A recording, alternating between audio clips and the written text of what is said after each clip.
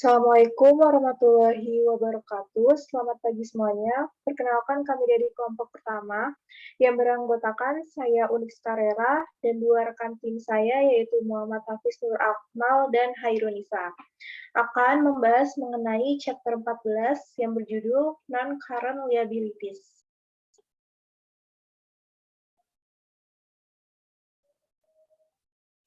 Tujuan pembelajaran, yang pertama, kita akan menjelaskan mengenai prosedur formal yang terkait dengan penerbitan utang jangka panjang. Yang kedua, mengidentifikasi berbagai jenis penerbitan obligasi. Yang ketiga, menjelaskan penilaian akuntansi untuk obligasi pada tanggal penerbitan. Yang keempat, menerapkan metode diskon, obligasi, dan amortisasi premium. Yang kelima, menjelaskan akuntansi untuk wesel bayar jangka panjang. Yang keenam, menjelaskan akuntansi untuk pelunasan kewajiban tidak lancar. Yang ketujuh, menjelaskan akuntansi untuk opsi nilai wajar. Yang kedelapan, menjelaskan pelaporan pengaturan pembiayaan off balance sheet. Lalu yang kesembilan, menunjukkan bagaimana menyajikan dan menganalisis kewajiban tidak lancar.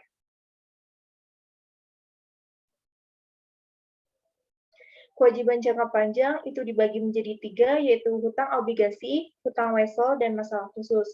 Di hutang obligasi terdapat 4 materi, yaitu yang pertama, menerbitkan obligasi, yang kedua, jenis dan peringkat. Yang ketiga, itu ada penilaian, yang keempat, itu ada bunga efektif metode. Lalu di hutang wesel, ada catatan diterbitkan pada nilai nominal, yang kedua, ada catatan tidak diterbitkan pada nilai nominal. Yang ketiga, itu ada situasi khusus, yang keempat, hutang wesel hipotek. Lalu ada masalah khusus, terdapat alat pemadam, opsi nilai wajar, di luar neraca pembiayaan, serta presentasi dan analisis.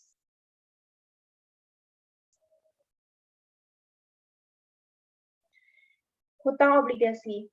Kewajiban tidak lancar atau utang jangka panjang itu terdiri dari arus kas yang diharapkan dari sumber daya yang timbul dari kewajiban saat ini, yang tidak dibayarkan dalam waktu 1 tahun atau siklus operasi perusahaan mana yang lebih lama. Contohnya yaitu ada hutang obligasi, wesel bayar jangka panjang, hutang hipotek, kewajiban pensiun, serta kewajiban sewa. Utang jangka panjang itu memiliki berbagai perjanjian atau pembatasan.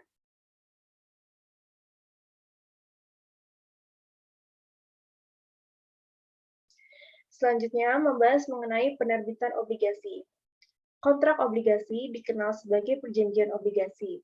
Merupakan janji untuk membayar, yang pertama, itu sejumlah uang pada tanggal jatuh tempo yang ditentukan, serta ditambah bunga periodik pada tingkat tertentu pada jumlah jatuh tempo atau nilai nominal.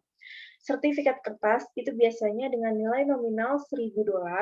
Pembayaran bunga biasanya itu dilakukan setengah tahunan. Lalu digunakan ketika jumlah modal yang dibutuhkan terlalu besar untuk disediakan oleh satu pemberi pinjaman.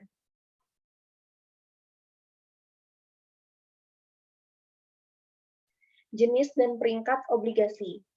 Jenis umum ditemukan dalam praktek obligasi dengan jaminan dan tanpa jaminan atau debentur. Lalu obligasi term, serial, dan callable.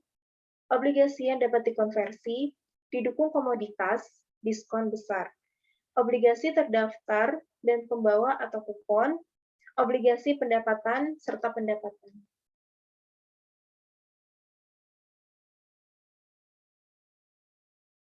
Pencatatan obligasi korporasi.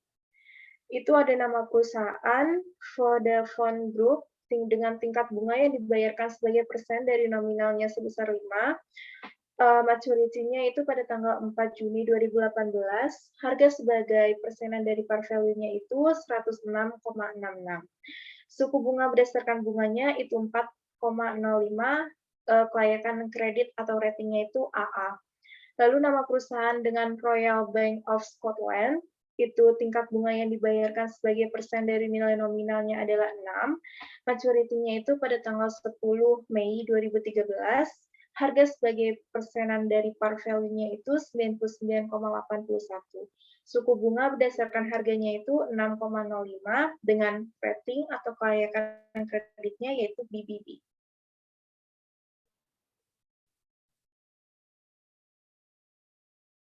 Penilaian hutang obligasi. Penerbitan dan pemasaran obligasi kepada publik itu biasanya memakan waktu berminggu-minggu atau berbulan-bulan. Perusahaan penerbit harus mengatur penjamin emisi, mendapatkan persetujuan peraturan untuk penerbitan obligasi, menjalani audit, dan menerbitkan prospektus. Memiliki sertifikat obligasi yang dicetak.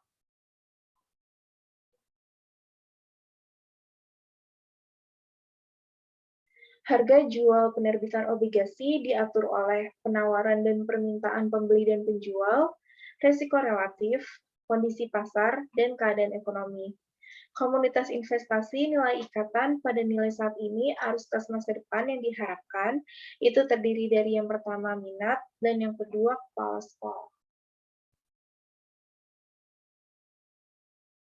Penilaian hutang obligasi berdasarkan suku bunga menyatakan kupon atau tarif nominal yang sama dengan tarif yang tertulis dalam persyaratan indentur obligasi.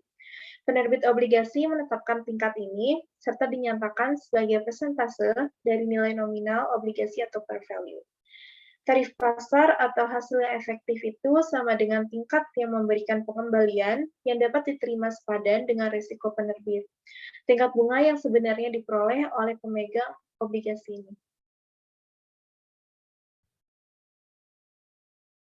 Bagaimana Anda menghitung jumlah bunga yang sebenarnya dibayarkan kepada pemegang obligasi pada setiap periode? Itu tarif yang tertera dikali dengan nilai nominal obligasi. Lalu bagaimana cara menghitung jumlah bunga yang sebenarnya dicatat sebagai beban bunga oleh penerbit obligasi? Caranya yaitu tarif pasar dikali dengan nilai tercatat obligasi.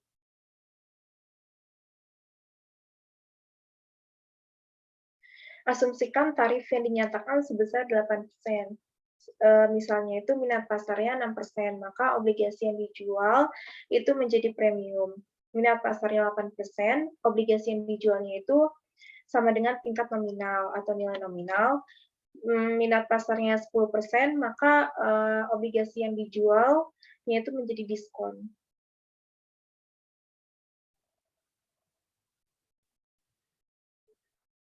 Obligasi diterbitkan di par value. Ilustrasinya, Santos Company menerbitkan obligasi senilai $100.000 tertanggal 1 Januari 2011. Jatuh tempo dalam 5 tahun dengan bunga 9% yang dibayarkan setiap tahun pada tanggal 1 Januari. Pada saat penerbitan, harga pasar untuk obligasi tersebut adalah 9%.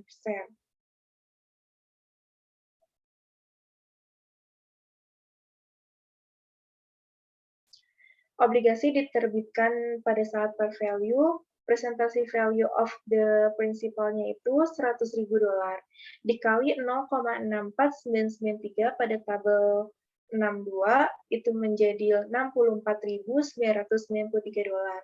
Percent of value of the interest payment-nya itu $9.000 dikali 3,88965 itu pada tabel 6.4 senilai 35.007. Present value or selling price of the bonds-nya itu sebesar $100.000.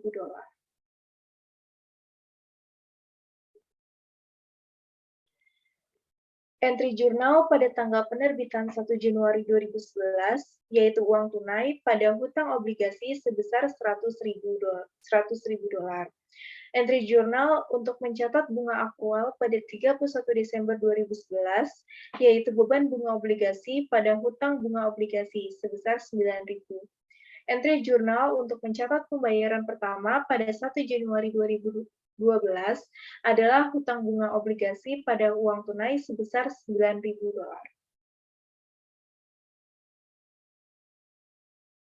Obligasi yang diterbitkan pada saat diskon. Ilustrasinya, dengan asumsi sekarang bahwa Santos menerbitkan obligasi senilai $100.000, jatuh tempo dalam 5 tahun dengan tingkat bunga 9% dibayarkan setiap tahun pada akhir tahun. Pada saat diterbitkan, tingkat pasar untuk obligasi tersebut adalah 11%.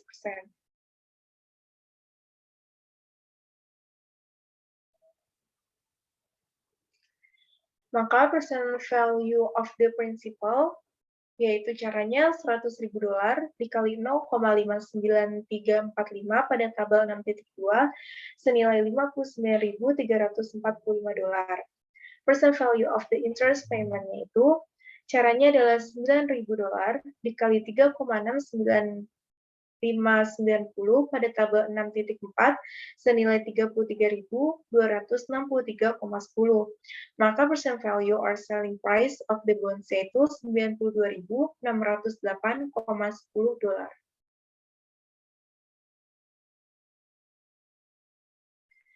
Entry jurnal pada tanggal penerbitan pada saat 1 Januari 2011 adalah uang tunai pada hutang obligasi sebesar 92.608.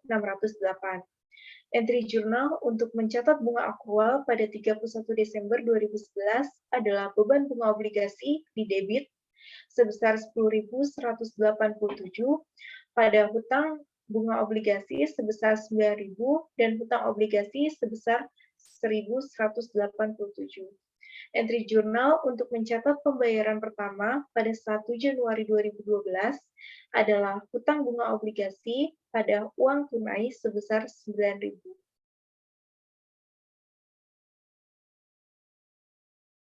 Ketika obligasi dijual dengan harga kurang dari nilai nominal, maka investor menuntut tingkat bunga yang lebih tinggi dari tarif yang ditentukan. Biasanya terjadi karena investor dapat mendapatkan tarif yang lebih tinggi pada investasi alternatif dengan risiko yang sama, tidak dapat mengubah tarif yang tertera, sehingga investor menolak untuk membayar nilai nominal obligasi. Investor menerima bunga pada tingkat yang dinyatakan dihitung pada saat nilai nominal, tetapi mereka benar-benar mendapatkan di tingkat efektif karena mereka membantu mengurangi dari nilai nominal obligasi.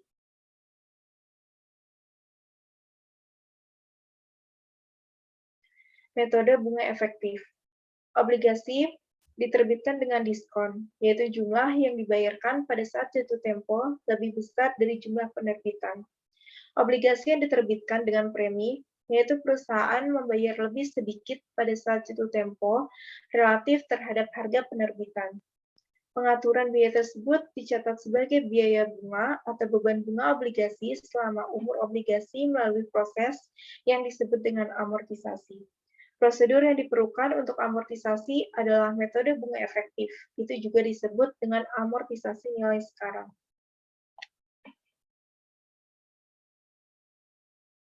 Metode bunga efektif menghasilkan beban bunga periodik yang sama dengan persentase konstan dari nilai tercatat obligasi. Bond interest expense itu dicari dari carrying value of bonds at beginning on period dikali effective interest rate.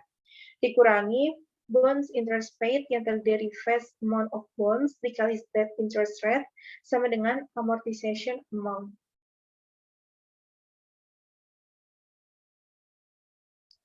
Obligasi diterbitkan dengan diskon. Ilustrasinya, Evermaster Corporation mengeluarkan $100.000 dari 8% obligasi berjangka pada tanggal 1 Januari 2011. Jatuh tempo pada tanggal 1 Januari 2016 dengan bunga yang dibayarkan setiap tanggal 1 Juli dan 1 Januari. Investor mensyaratkan tingkat bunga efektif sebesar 10%, maka hitung hasil obligasi. Maturity value of bonds payable-nya itu sebesar $100.000. Percent value of $100.000 due in 5 tahun di 10% interest payable semi-annually pada tabel 6.2 FVPVV 10,5% yaitu $100.000 dikali 0,61391 hasilnya senilai $61.391. Percent value of $4.000 interest payable semi-annually for 5 tahun at 10% annually pada tabel 6.4 yaitu 4.000 dikali 7,72173 senilai 30.887. First value from sale of bonds yaitu 92.287, maka diskon on bond payable-nya itu $7.722.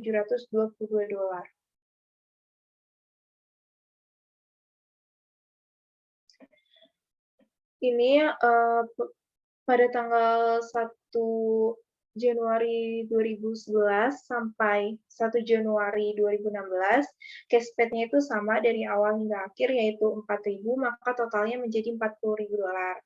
Sedangkan interest expense-nya itu di tahun 2011 yaitu 4.614, di tahun 2012 pada Januari tanggal 1-nya 4.645, Januari tanggal 7 di tahun 2012-nya 4.677, pada 1 Januari 2013 4.711, di tanggal 7 Januari 2013 4.746, 1 Januari 2014 yaitu 4.783, tanggal 7 Januari 2014 4.823, 1 Januari 2015 yaitu 4.864, 7 Januari 2015 4.907, 1 Januari 2016 4.952, yaitu totalnya 47.722. Diskon amortization-nya itu 614, 645, 677, 711, 746, 783, 822, 864, 907, 952. Hasilnya itu 7.722. Carry amounts of bonds-nya itu pada saat awal 1 Januari 2011 yaitu 92.278.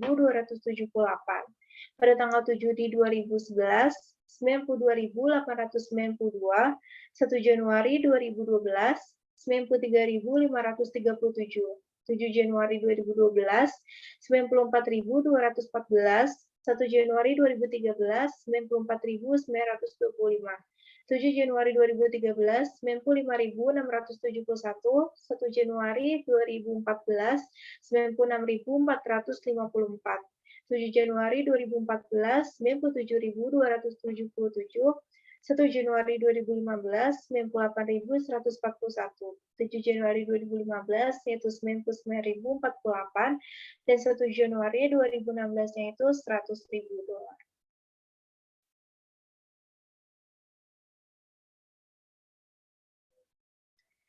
Untuk akhirannya, yaitu pada 1 Januari 2011 adalah 92.278.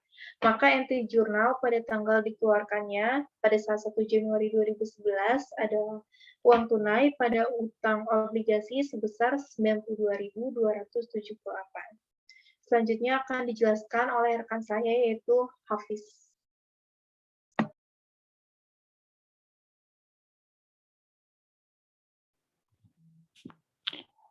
Entry jurnal untuk mencatat pembayaran pertama dan amortisasi diskon pada 1 Juli 2011, yaitu beban bunga obligasi sebesar 4.614 pada hutang obligasi sebesar 614 dan uang tunai sebesar 4.000.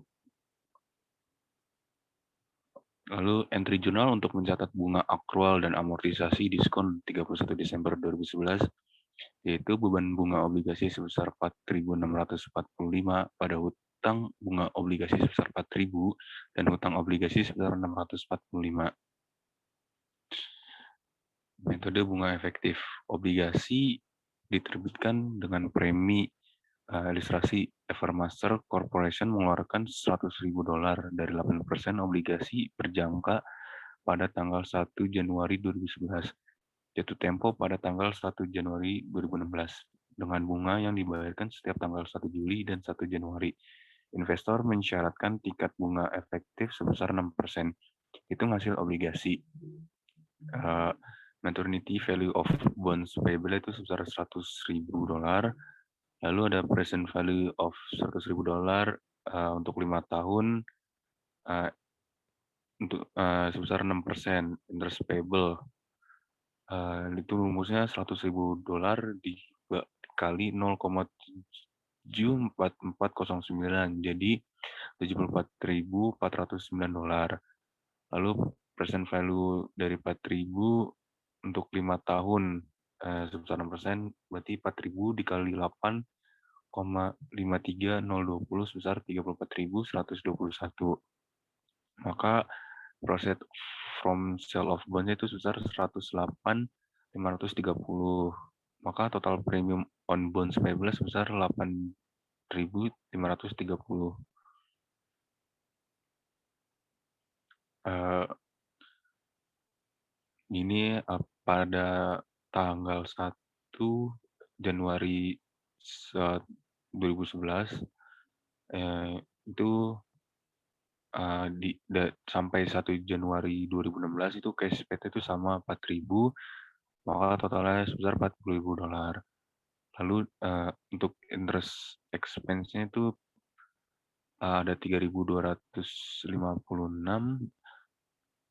pada 7 Januari 2011. Lalu 1 Januari 2012 itu 3.234, 7 Januari 2012 sebesar 3.211, 1 Januari 2013 sebesar 3.187, 7 Januari 2013 sebesar 3.162, 1 Januari 2014 sebesar 3.137, 7 Januari 2014 sebesar 3.132, 1 Januari 2015 sebesar 3.085, 7 Januari 2015 sebesar 3.057, 1 Januari 1 Januari 2016 sebesar 3.029. Maka total interest expense sebesar $31.470.000. Lalu ada premium amortized itu ada 744, 766, 789, 813, 838, 863, 838, 863, 888, 915, 943, 971. Maka total premium amortized itu sebesar $8.530. Untuk carrying amount of bonds-nya yang awal itu 1 Januari 2011 itu sebesar 108.530. Lalu pada 7 Januari 2011 itu sebesar 107.786. Lalu pada 1 Januari 2012 itu 107.20. Pada 7 Januari 2012 sebesar 106.231. 1 Januari 2013 sebesar 105.418. 7 Januari 2013 sebesar 104.580. 1 Januari 2014 sebesar 103.717. 7 Januari 2014 sebesar 102.829, 1 Januari 2015 sebesar 101.914, 7 Januari 2015 sebesar 100.901, pada 1 Januari 2015 sebesar 100.000.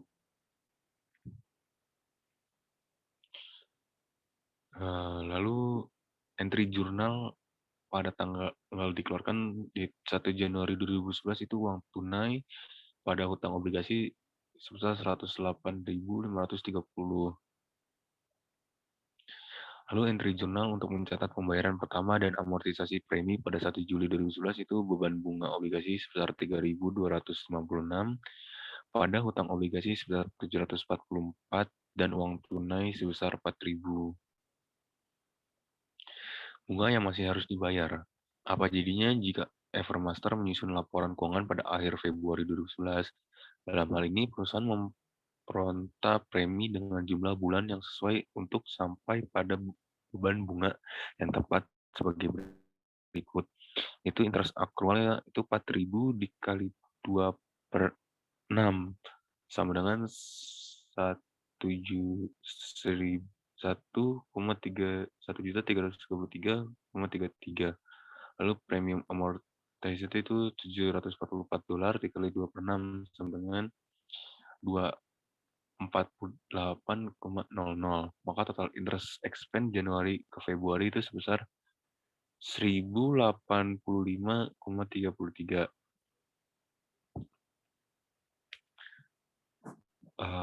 Evermaster mencatat aktual ini sebagai berikut. Beban bunga obligasi sebesar 1.085,33 dan hutang obligasi sebesar 248. Pada hutang bunga obligasi sebesar 1.333,33. Obligasi diterbitkan antara tanggal bunga. Investor obligasi akan membayar penjual bunga yang diperoleh dari tanggal pembayaran bunga terakhir hingga tanggal penerbitan. Pada tanggal pembayaran bunga setengah tahun berikutnya, investor obligasi akan menerima pembayaran bunga 6 bulan penuh. Obligasi diterbitkan di par value ilustrasi. Asumsikan Evermaster menerbitkan obligasi 5 tahun tertanggal 1 Januari 2011. Pada 1 Mei 2011, dengan nilai nominal $100.000, Evermaster mencatat penerbitan obligasi antara tanggal eh, bung, terbung- tertanggal bunga sebagai berikut, yaitu $100.000 dikali 0,08 dikali 4 per 12 sama dengan $2.667. Lalu untuk jurnalnya uang tunai pada hutang obligasi sebesar 100.000 dan uang tunai pada beban bunga obligasi sebesar 2.667. Pada 1 Juli 2011, 2 bulan setelah tanggal pembelian, Evermaster membayar bunga 6 bulan kepada investor dengan membuat entry berikut, yaitu untuk rumusan $100.000 dikali 0,08 dikali 1 per 2 sama dengan 4.000. Jadi untuk jurnalnya beban bunga obligasi pada uang tunai sebesar 4.000. Lalu obligasi diterbitkan dengan diskon atau premium. Ilustrasi. Asumsikan bahwa obligasi Evermaster 8% diterbitkan pada 1 Mei 2011 untuk menghasilkan 6%. Dengan demikian, obligasi tersebut diterbitkan dengan harga premium sebesar 108.039 dolar. Evermaster mencatat penerbitan obligasi antara tanggal bunga sebagai berikut, yaitu uang tunai pada hutang obligasi sebesar 108.039 dolar. Lalu uang tunai pada beban bunga obligasi sebesar 2.667. Lalu ada obligasi diterbitkan dengan diskon atau premium. Evermaster kemudian menentukan beban bunga dari tanggal penjualan 1 Mei 2011, bukan dari tanggal obligasi 1 Januari 2011. Maka untuk rumusnya itu interest expense, itu ada carrying value of bonds-nya sebesar $108.039. Effective interest rate-nya itu 6% dikali 2 per 12. Berarti dikali 1%. Jadi interest expense for 2 months itu sebesar $1.080.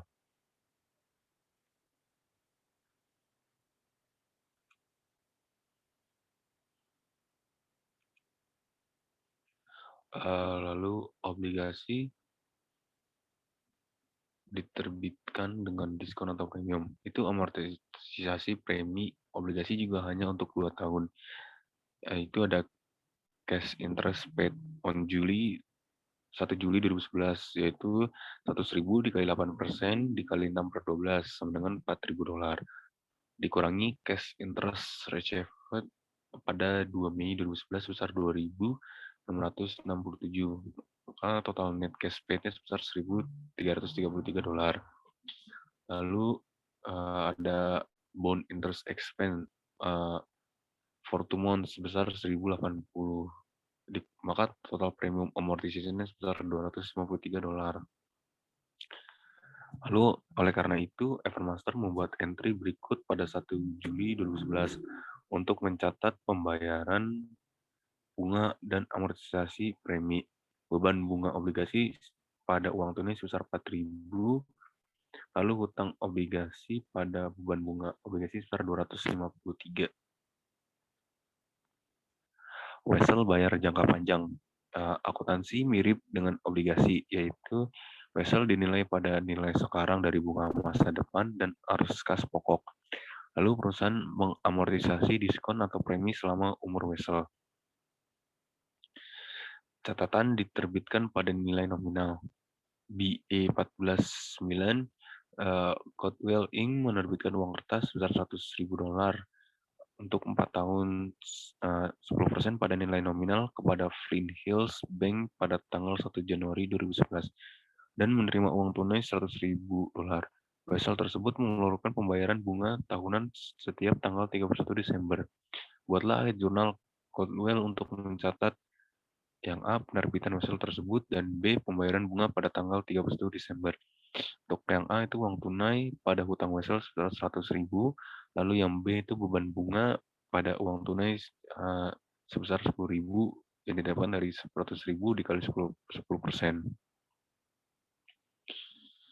Catatan tanpa bunga. Urusan penerbit mencatat perbedaan antara jumlah nominal dan nilai sekarang. Uang diterima sebagai yang pertama itu diskon dan yang kedua mengamortisasi jumlah tersebut ke beban bunga selama umur wesel.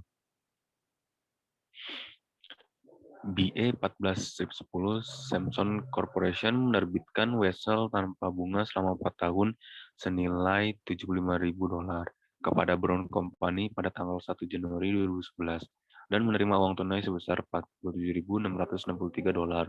Tingkat bunga implicit adalah 12%. Siapkan entry jurnal Samsung untuk A. penerbitan 1 Januari dan B. pengakuan bunga 31 Desember.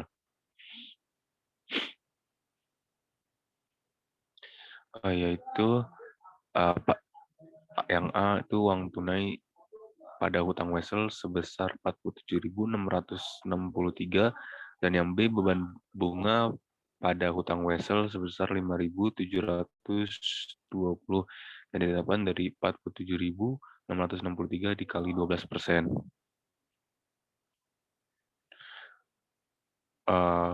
BA 14/11 MC Cormick Corporation menerbitkan wesel 4 tahun $40.000 5% kepada Greenbush Company pada 1 Januari 2011 dan menerima komputer yang biasanya dijual seharga $31.495. Wesel tersebut mensyaratkan pembayaran bunga tahunan setiap 31 Desember. Tingkat bunga pasar adalah 12%. Siapkan entry jurnal MC Cormick untuk A. penerbitan 1 Januari dan B. bunga 31 Desember. Yang A itu uang tunai pada utang wesel sebesar 31.495. Yang B itu beban bunga sebesar 3.779 pada uang tunai sebesar 2.000 dan hutang wesel sebesar 1.779. Situasi wesel bayar khusus. Catatan yang diterbitkan untuk properti, barang, atau jasa. Ketika mempertukarkan instrumen utang untuk properti, barang, atau jasa dalam transaksi tawar-menawar, tingkat bunga yang dinyatakan dianggap adil kecuali yang pertama tidak ada suku bunga yang disebutkan atau yang kedua tingkat bunga yang disebutkan tidak masuk akal. Yang ketiga jumlah nominal berbeda secara material dari harga tunai saat ini untuk item yang sama atau serupa atau dari nilai wajar saat ini dari instrumen utang. Pilihan suku bunga. Jika sebuah perusahaan tidak dapat menentukan nilai wajarnya barang, jasa, atau hak-hak lain, dan jika wesel tersebut tidak mempunyai pasar yang siap pakai, maka perusahaan harus memperkirakan yang berlaku suku bunga.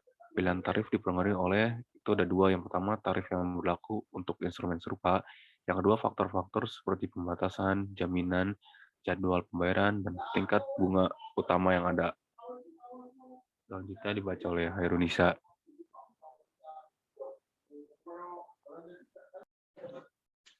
Selanjutnya ada ilustrasi untuk situasi wesel bayar khusus. Pada tanggal 31 Desember 2011, Wunderlich Company mengeluarkan surat promas kepada Brown Interiors Company untuk jasa arsitektur. Wesel tersebut memiliki nilai nominal sebesar $550.000 yang jatuh tempo pada tanggal 31 Desember 2016. Dan dikenakan tingkat bunga sebesar 2% yang dibayarkan pada akhir setiap tahun. Wunderlich tidak dapat dengan mudah menentukan nilai wajar dari jasa arsitektur, juga tidak siap untuk dipasarkan. Berdasarkan peringkat kredit Wunderlich, tidak adanya agunan tingkat bunga utama pada tanggal tersebut, dan bunga yang berlaku atas hutang Wunderlich lainnya, perusahaan memperhitungkan tingkat bunga 8% yang sesuai dalam keadaan ini.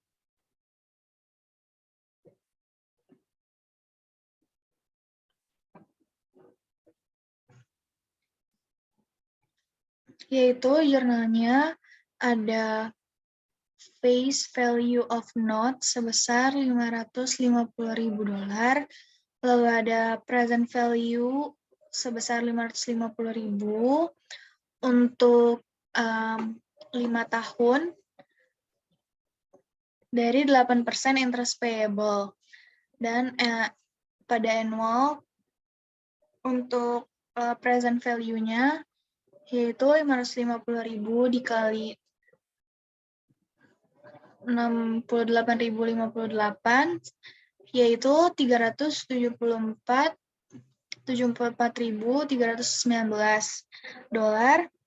Dan untuk present value of 11.000 dolar interest payable pada 5 tahun yaitu dari 11.000 dikali 3.927.000 yaitu sebesar 43.920. Dan untuk present value of note yaitu ada 418.239 minus, dan jumlahnya yaitu discount on notes payable sebesar 131.761 dolar.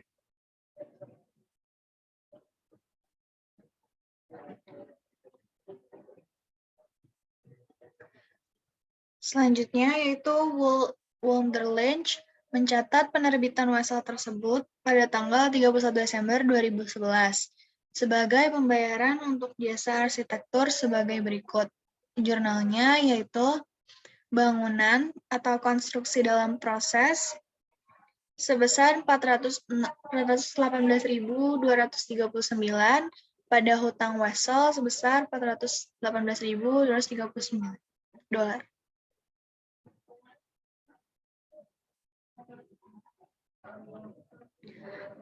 Lalu untuk schedule of note discount amortization effective interest method, ada 2% note discounts at 8%, yaitu pada tanggal 12 Desember 2011, untuk carrying amount of note-nya sebesar 418.239. Lalu pada tahun berikutnya, yaitu tanggal 31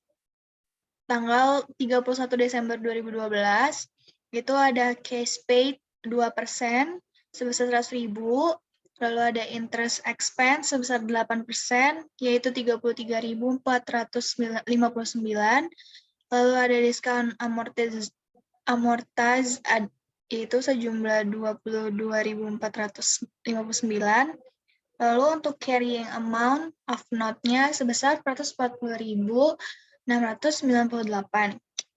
Lalu pada tahun berikutnya yaitu 2013, paid case-nya sebesar 2% yaitu sebesar 11.000, lalu ada interest expense sebesar 35.256, lalu ada discount amortize-nya sebesar 24.256, lalu untuk carrying amount-nya sebesar 464.954. Untuk 2014, cash paid-nya sebesar 11.000, lalu interest expense sebesar 37.196 dolar, lalu untuk discount amortize-nya ada 26.196, dan untuk carrying amount-nya sebesar 491.150. Untuk tahun 2015, cash paid-nya sebesar 11.000, lalu interest expense sebesar 39.292, discount amortize-nya sebesar 28.292, dan untuk carrying amount-nya sebesar 519.442.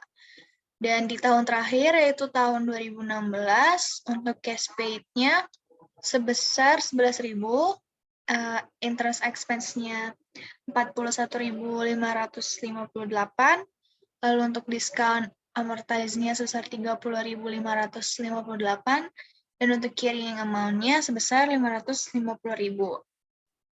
Untuk total pada cash paid dari 2%, yaitu sebesar 55.000 dolar, dan untuk interest expense-nya dari 6 tahun itu sebesar 186.761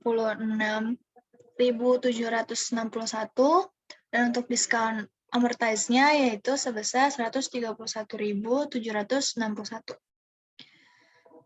Untuk jurnalnya, pembayaran bunga tahun pertama dan diamortisasikan untuk diskon, yaitu jurnalnya beban bunga sebesar 33.459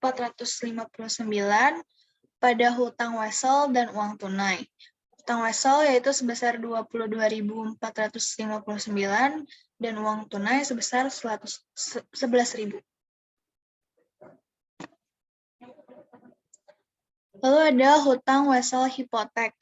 Surat promise yang dijamin dengan dokumen yang disebut hipotek yang menjaminkan hak milik atas properti sebagai jaminan pinjaman.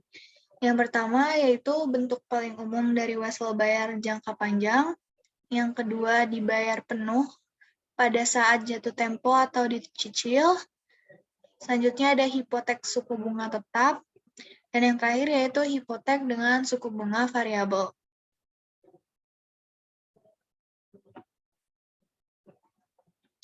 Selanjutnya ada pemadam kewajiban tidak lancar. Yaitu ada pemadaman dengan uang tunai sebelum jatuh tempo. Yang pertama yaitu harga diperoleh kembali lebih besar dari nilai tercatat bersih sama dengan rugi. Lalu nilai tercatat bersih lebih besar dari harga yang diperoleh kembali, yaitu sama dengan keuntungan. Dan pada saat perolehan kembali, premi atau diskonto yang belum diamortisasi harus diamortisasikan sampai pada tanggal diperolehannya kembali.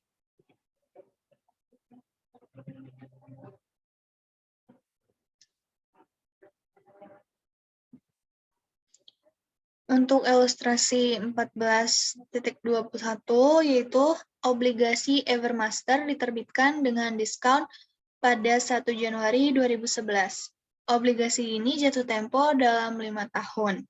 Obligasi tersebut memiliki nilai pari sebesar $100.000, tingkat kupon sebesar 8% yang dibayarkan setiap semester, dan dijual dengan imbalan hasil 10%.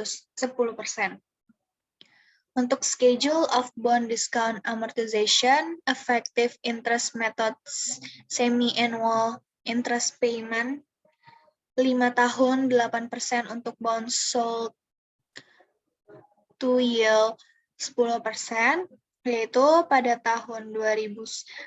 tanggal 1 Januari 2011, carrying amount of bond-nya sebesar 92.278.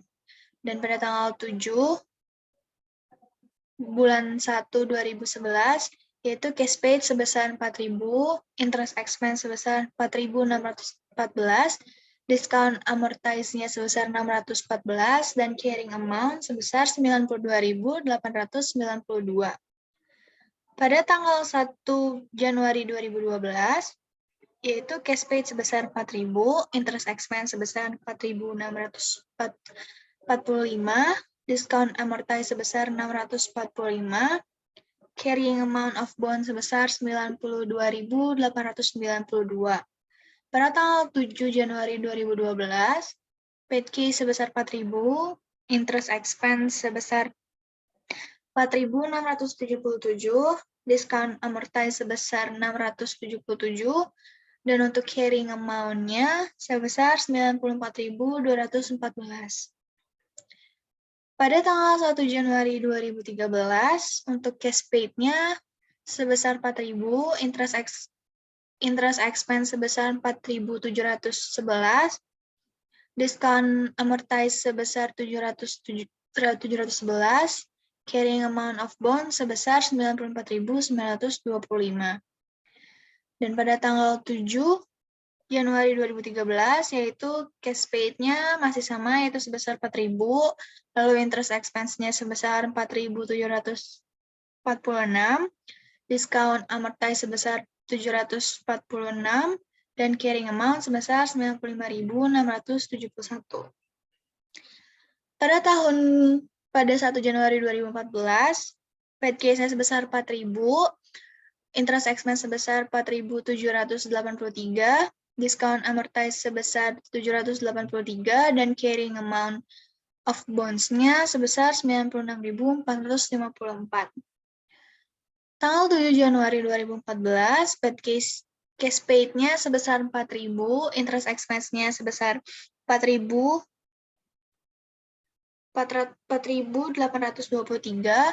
discount amortize-nya sebesar 823, carrying amount-nya sebesar 97.277.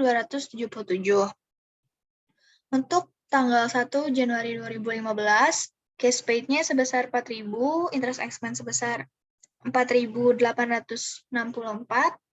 discount amortize-nya sebesar 8.864, dan carrying amount of bonds-nya sebesar 98.141. Pada tanggal 7 Januari 2015, untuk cash paid sebesar 4.000, lalu untuk interest expense sebesar 4.907, discount amortize sebesar 907, carrying amount of bonds-nya sebesar 98.141, dan untuk di tahun terakhir, yaitu di 1 Januari 2016, untuk cash paid sebesar 4.000, interest expense sebesar 4.952, discount amortize sebesar 952, dan carrying amount sebesar 100.000. Untuk total dari cash paid dari tahun 2011 sampai 2016 yaitu $40.000, dan interest expense itu ada $47.722, dan discount amortize sebesar $7.722.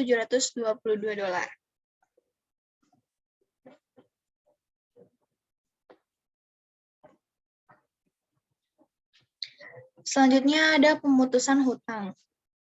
2 tahun setelah tanggal penerbitan, pada tanggal 1 Januari 2013, Evermaster menyebut seluruh masalah di 101 adalah membatalkannya, yaitu requisition price sebesar 100.000 dikali 101, yaitu sebesar 101.000, lalu ada carrying amount of bond redeem-nya minus 94.925, dan untuk totalnya menjadi loss of extinguishment sebesar $6.075. Evermaster mencatat perolehan kembali dan membatalkan obligasi dengan jurnal, yaitu hutang obligasi sebesar 92.925, kerugian karena pemutusan obligasi sebesar 6.075 pada uang tunai sebesar 101.000.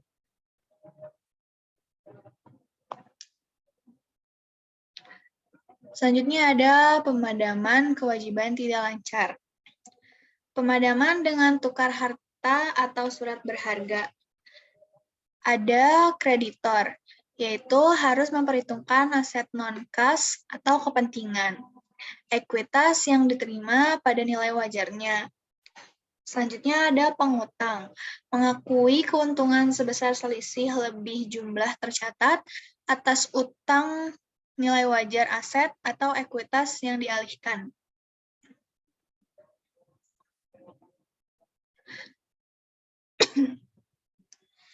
Selanjutnya ada ilustrasi, yaitu Hamburg Bank meminjamkan 20 juta euro ke bond mortgage company. Bond pada gilirannya menginvestasikan uang ini di gedung apartemen tempat tinggalnya. Namun karena tingkat hunian yang rendah, ia tidak dapat memenuhi kewajiban pinjamannya.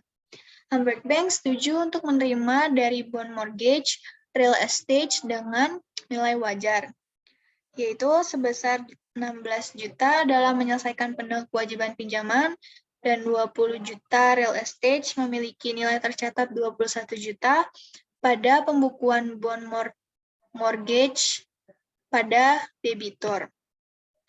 Dengan jurnal, yaitu Wessel bayar Hamburg Bank sebesar 20 juta, dan kerugian atas deposisi real estate sebesar 5 juta, pada perumahan sebesar 21 juta, dan dan keuntungan dari pemutusan hutang sebesar 4 juta.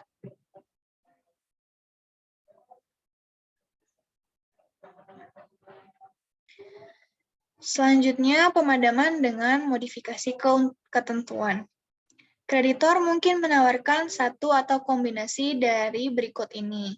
Modifikasinya yaitu yang pertama ada pengurangan tingkat bunga yang diterapkan, yang kedua ada perpanjangan tanggal jatuh tempo jumlah nominal utang, yang ketiga ada pengurangan jumlah nominal utang, dan yang keempat ada pengurangan atau penangguhan bunga yang masih harus dibayar.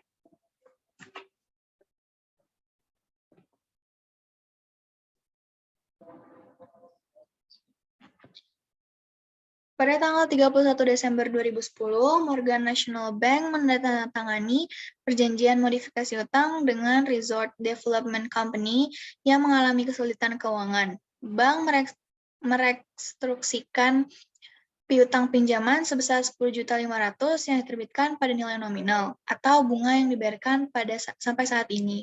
Dengan yang pertama yaitu mengurangi kewajiban pokok dari 10.500.000 menjadi 9 juta, memperpanjang tanggal jatuh tempo dari 31 Desember 2010 menjadi 31 Desember 2014, dan mengurangi tingkat bunga dari tingkat efektivitas histori dari 12% menjadi 8%, mengingat kesulitan keuangan Resort Development, tingkat pinjaman berbasis pasarnya adalah 15%.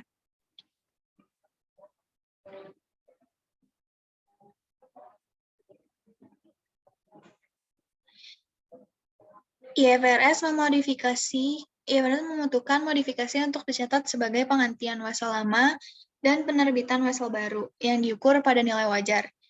Present value of restructured cash flow. Pada present value 9 juta untuk 4 tahun pada 15%. Yaitu interest payable annually-nya sebesar 5.145.750, dan untuk present value dari 720.000 interest payable annually 4 tahun pada 15%, yaitu dari 720 dikali 2.854 sebesar 2.055.586, dan mendapatkan hasil untuk fair value of note-nya sebesar 7.201.336.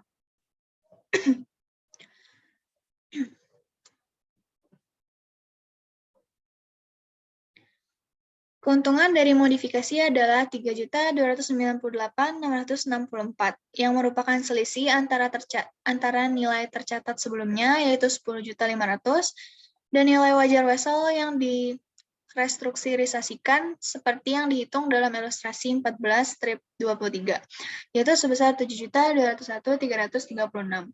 Resort Development membuat entry berikut untuk mencatat modifikasi. Jurnalnya yaitu wesel bayar lama sebesar 10.500.000 pada keuntungan atas pemutusan sebesar 3.298.664 dan hutang wesel baru sebesar 7.201.336.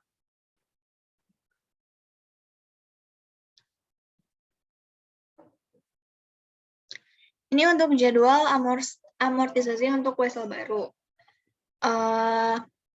Di tahun 2010, yaitu carrying value-nya sebesar 7.201.336, dan pada tahun berikutnya 2011, yaitu cash paid sebesar 720, interest expense sebesar 1.080.200, dan amortization-nya sebesar 360.200, dan carrying value-nya sebesar 7.561.536. Di tahun selanjutnya yaitu 2012, cash paid-nya sebesar 720.000, interest expense-nya sebesar 1.134.230, amortization sebesar 414.230, dan untuk carrying value-nya sebesar 7.975.767. Pada tahun 2013, cash paid-nya sebesar 720.000, interest expense sebesar 1.196.365, amortization-nya sebesar 476.330, dan carrying value-nya sebesar 8.452.132. Dan di tahun terakhir, yaitu tahun 2014, cash paid-nya sebesar 72.720.000, interest expense-nya sebesar 1.267.820, amortization sebesar 547.868, dan carrying value-nya sebesar 9 juta.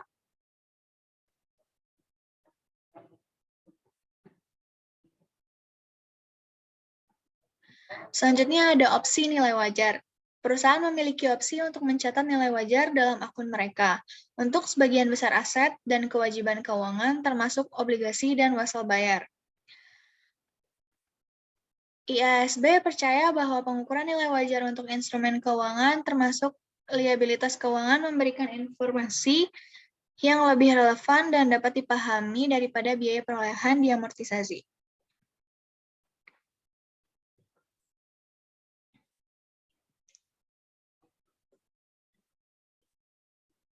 Pengukuran nilai wajar. Kewajiban tidak lancar dicatat sebagai nilai wajar dengan keuntungan atau kerugian kepemilikan yang belum direalisasi, dilaporkan sebagai bagian dari laba bersih. Ilustrasinya yaitu Edmonds Company telah menerbitkan 500.000 obligasi dengan 6% pada nilai nominal pada tanggal 1 Mei 2010. Edmonds memilih nilai wajar untuk obligasi ini. Pada tanggal 31 Desember 2010, nilai obligasi sekarang menjadi 480.000 karena suku bunga di pasar telah meningkat menjadi 8%. Untuk jurnalnya, yaitu hutang obligasi sebesar 20.000 pada keuntungan atau kerugian holding yang belum direalisasi dari pendapatan sebesar 20.000.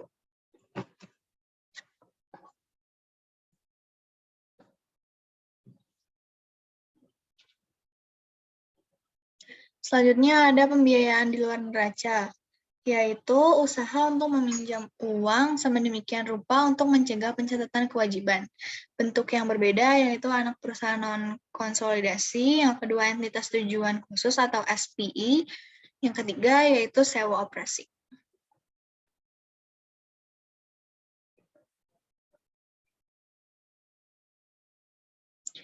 Selanjutnya ada penyajian kewajiban tidak lancar.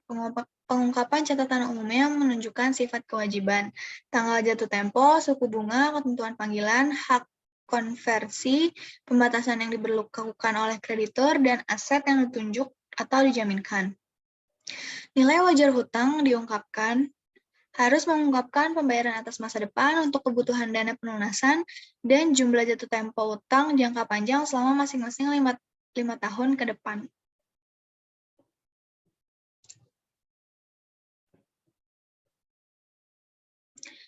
Analisis kewajiban tidak lancar. Dua rasio yang memberikan informasi tentang kemampuan membayar hutang dan solvabilitas jangka panjang adalah yang pertama yaitu hutang ke total aktiva sama dengan total hutang per total aset. Semakin tinggi presentasi hutang terhadap total aset, semakin tinggi risiko bahwa perusahaan mungkin tidak dapat memenuhi kewajibannya yang jatuh tempo.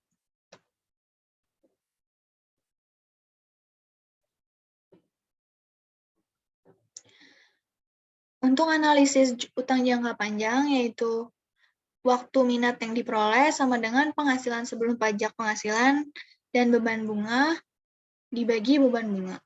Menunjukkan kemampuan perusahaan untuk memenuhi pembayaran bunga pada saat jatuh tempo.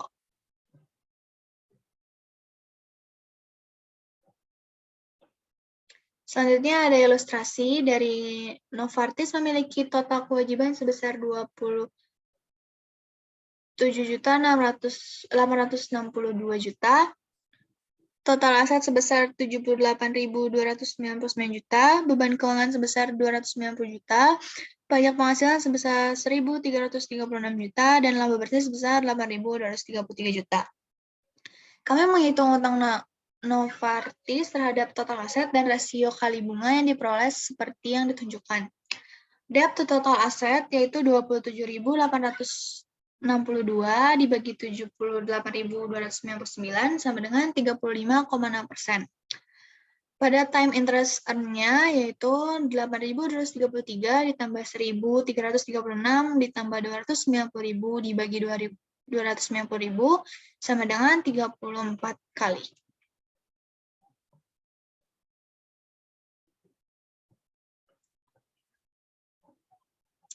IFRS menyarankan bahwa bagian besar dari hutang jangka panjang diklasifikasikan sebagai lancar kecuali jika perjanjian untuk membiayai kembali secara jangka panjang diselesaikan sebelum tanggal pelaporan.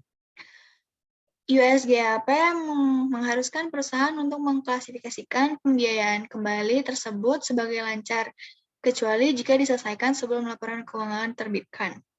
Baik IFRS atau US GAAP memerlukan estimasi terbaik dari kemungkinan kerugian. Di bawah IFRS, jika kisaran pemeriksaan diprediksi dan tidak ada jumlah dalam kisaran yang lebih mungkin daripada jumlah lain dalam kisaran, atau titik tengah. Kisaran tersebut digunakan untuk mengukur liabilitas di USG GAAP jumlah minimum dalam suatu rentang digunakan.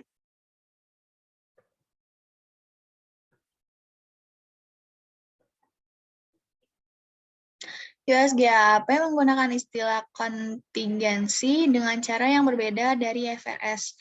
Kontingensi berdasarkan US GAAP dapat dilaporkan sebagai kewajiban dalam situasi tertentu. IFRS tidak mengizinkan kontingensi untuk dicatat sebagai kewajiban. IFRS menggunakan istilah ketentuan untuk membahas berbagai item kewajiban yang memiliki beberapa ketidakpastian terkait dengan waktu atau jumlah. Baik IFRS dan US GAAP melarang pengakuan kewajiban atas kerugian di masa depan. Secara umum, biaya restrukturisasi diakui lebih awal dalam IFRS. IFRS dan US GAAP serupa dalam perlakuan kewajiban lingkungan. Namun kriteria pengakuan kewajiban lingkungan lebih ketat berdasarkan US GAAP. Kewajiban lingkungan tidak diakui kecuali ada kewajiban hukum. Kini dan nilai wajar kewajiban dapat estimasi secara wajar. Selanjutnya yaitu pembahasan soal-soal dan jawaban yang akan dibacakan oleh Unixcar. Untuk exercise 13.1, yang A itu current liabilities, yang B juga current liabilities. Yang C current liabilities atau non-current liability depending on term of warranty. Yang D current liability, yang E footnote disclosure or assume possible not probable.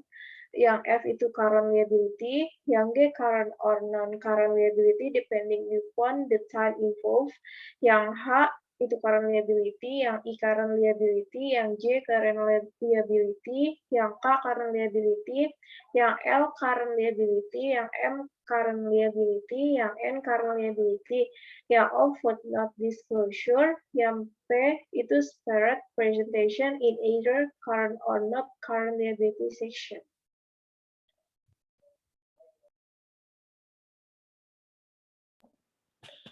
Selanjutnya E13.9, yaitu ada wage and salaries expense sebesar 34.000, pada withholding tax payable sebesar 80.000 dan social security tax payable 27.200 dan union dues payable sebesar 9.000. Dan juga cash sebesar 223.800. Lalu payroll tax expense sebesar 27.200, lalu social security tax payable.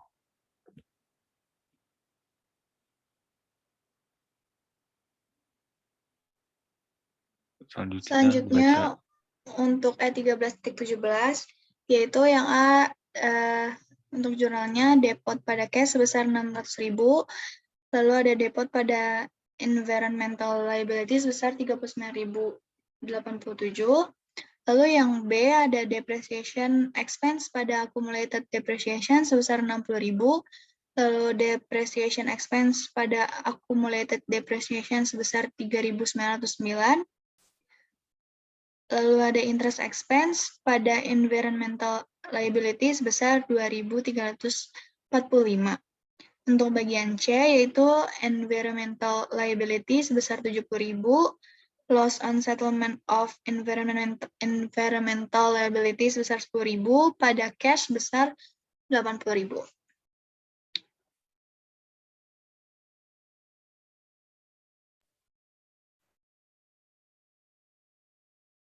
Untuk problem 13.1 yang A pada 2 Februari, jurnalnya yaitu purchase pada account payable sebesar 68.600 itu dapat dari $70.000 dikali 98%. 26 Februari, jurnalnya adalah account payable di debit sebesar 68.600, purchase discount loss-nya itu sebesar 1.400 di debit, pada cash sebesar 70.000. 1 April, jurnalnya yaitu trucks sebesar 50.000 di debit, pada cash sebesar 4.000 dan notes payable sebesar 46.000. Untuk 1 Agustus, jurnalnya yaitu retained earnings pada dividend payable sebesar 300.000. Yang 10 September itu jurnalnya adalah dividend payable pada cash sebesar 300.000. Selanjutnya Akmal. Untuk yang B itu pada 31 Desember itu yang pertama itu non-adjustment necessary. Untuk yang kedua interest expense yang rumusnya $46.000 dikali 12% dikali 9/12 sama dengan 4.140. Lalu ada interest payable sebesar 4.140. Lalu yang ketiga ada no adjustment necessary.